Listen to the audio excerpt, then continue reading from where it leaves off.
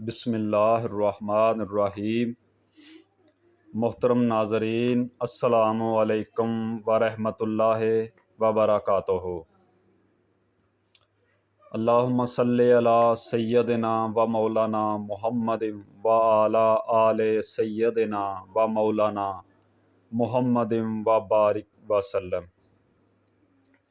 سلسلہ تعلیمات اسلام، طہارت اور نماز، سوالات اور جوابات کا سلسلہ جاری ہے۔ سوال نمبر 1، طہارت سے کیا مراد ہے؟ جواب: طہارت سے مراد ہے نجاست، گندگی و ناپاکی سے پاک ہونا، خواہ وہ ظاہری ہو یا باطنی۔